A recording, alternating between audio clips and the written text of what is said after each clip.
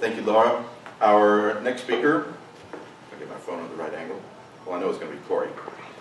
All right, our next speaker is Cory Wolbach, who served as Palo Alto City Council member from 2015 to 2018 and passed local legislation to protect marginalized communities, establish a neighborhood town hall program, raise the minimum wage, ensure transparency regarding surveillance technology, and broaden housing options. Cory introduced a successful motion to begin discussion of divestment of city funds from the fossil fuel industry and help pave the way for climate change to be adapted as a city priority in 2019. Cory served as chair of the Council Rail Committee, chair of the Policy and Services Committee, member of the Finance Committee, member of the City School Liaison Committee, and is vice president of the Peninsula Division on the League of California Cities. Please welcome Cory Wolbach.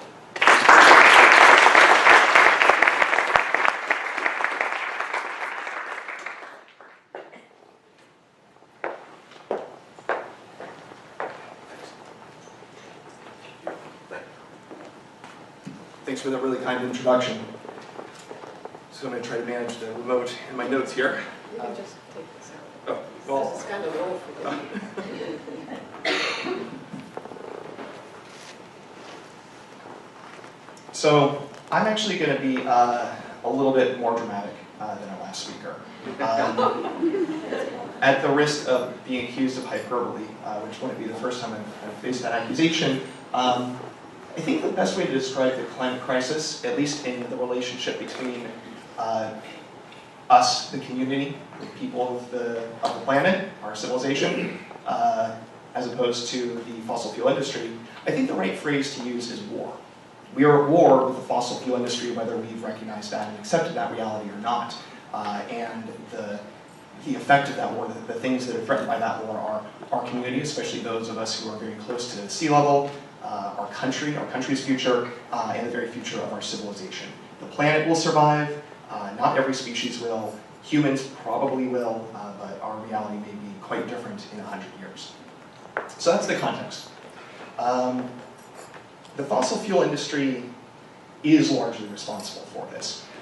For instance, just 100 companies are responsible for 71% of global carbon emissions since 1988.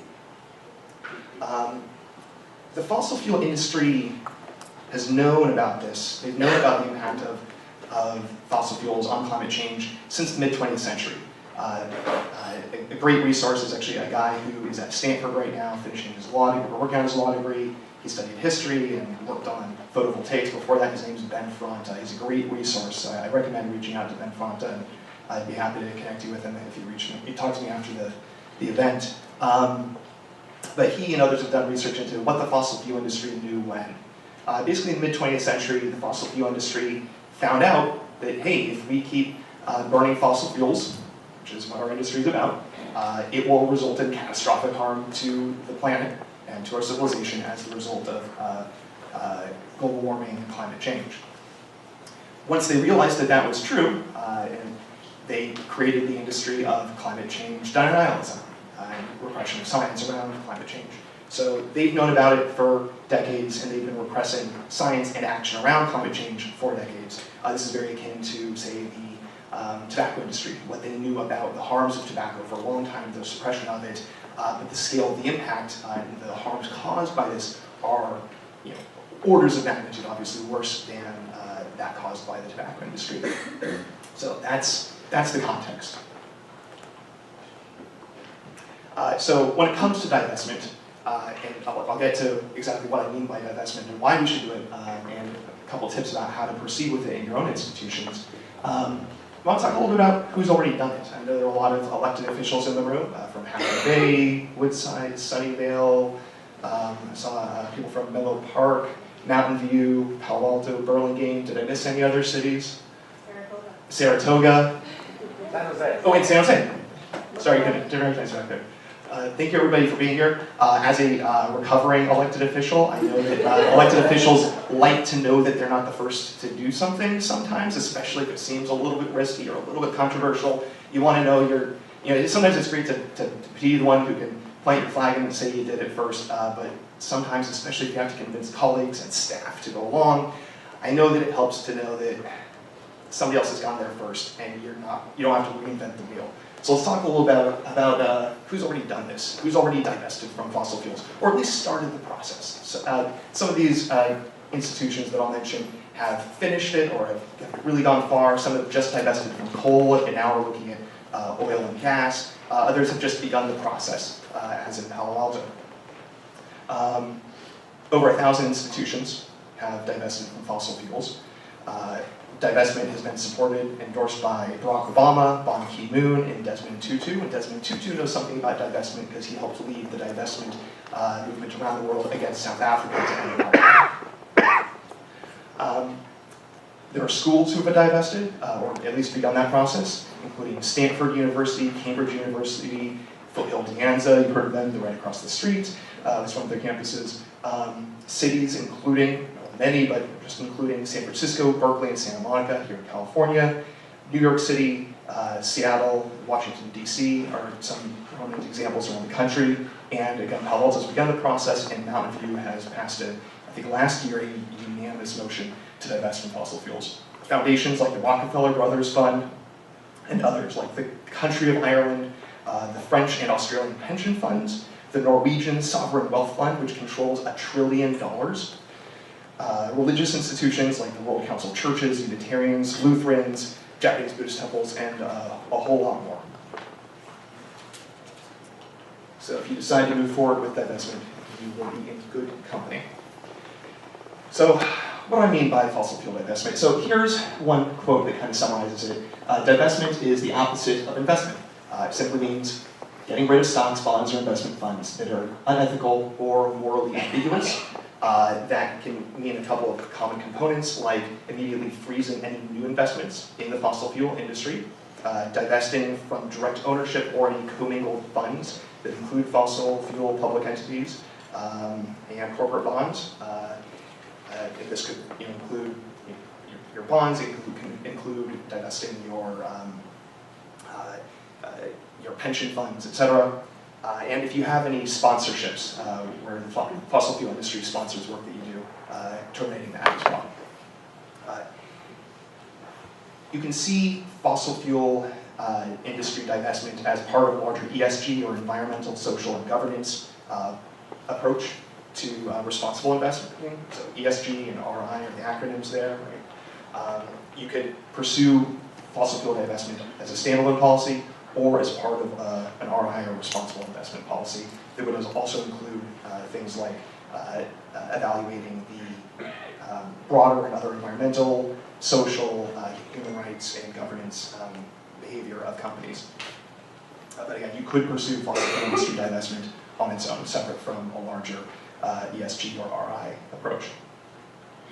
As far as what levels, how deep you want to go, how many degrees of separation you want to have between your institution and fossil fuel companies, the easiest step, the most basic step, is to say we're not going to invest, and none of our money, none of our funds will be invested directly in key fossil fuel industries or in fossil fuel companies. A second stage is to say we don't want to do business with banks or the financial institutions that are invested in do close business with the fossil fuel industry. That raises the question of public banking, which is a whole other topic I don't want to get into too much, but a lot of people have advocated for public banking because it allows for more responsible investing, representing community values. One step further you could go is to say we're not going to do any work with contractors. We're not going to hire, through our institution, we're not going to hire any contractors that do business with the fossil fuel industry. So, there's kind of a low, middle, and high level you could go. So let's talk about why this is important. Why divesting specifically is an important part of addressing the climate crisis. Well, first, I want to talk about some of the things under just your duty, your responsibility for your own institution, kind of the narrow or selfish goals, and then there's the larger impact that you can have collectively, the indirect impact you can have on the climate crisis.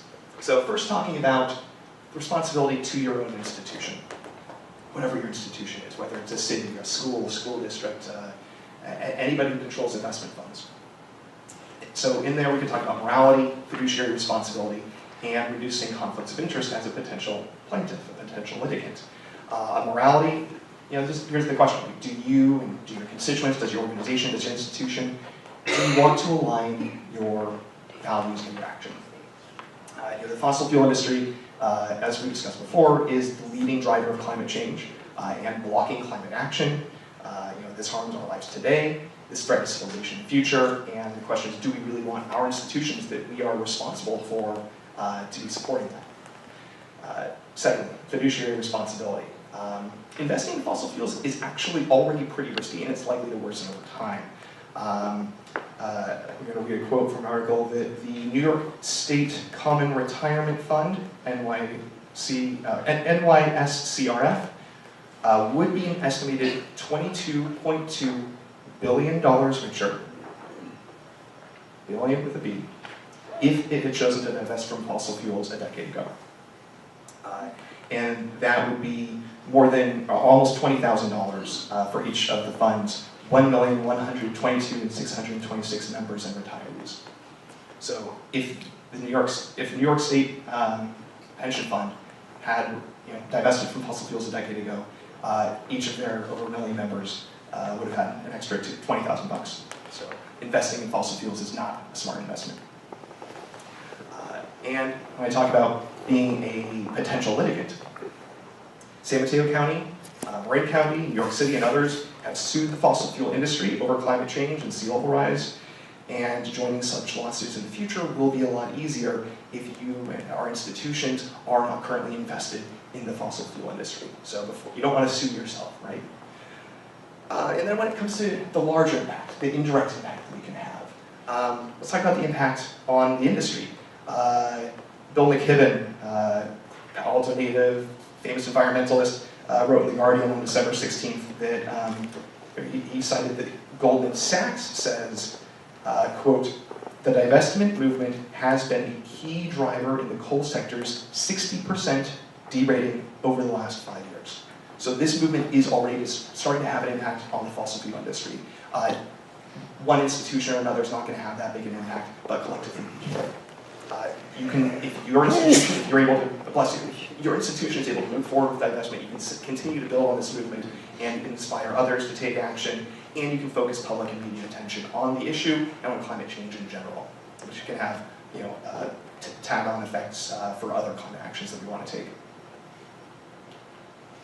So what about all the things that make us hesitant about moving forward with any policy, right? Isn't it pointless? Isn't it hard? Won't it hurt our finances? Short answer is no. Is it pointless? No. Again, it's already having an impact on the climate industry directly. And again, if you want to join a lawsuit in the future, or if you just want to make sure that your funds are doing well, divesting from fossil fuels is good for you. Isn't it hard? It really depends on the level. Just saying we are not going to be invested directly in fossil fuels ourselves is not that difficult. Over 1,000 institutions have done it. And again, won't it hurt our finances? No. Investing in an underperforming economic sector will hurt your finances, and supporting climate change is bad for your finances because, frankly, it won't help our finances if there's more sea level rise and other impacts from climate change.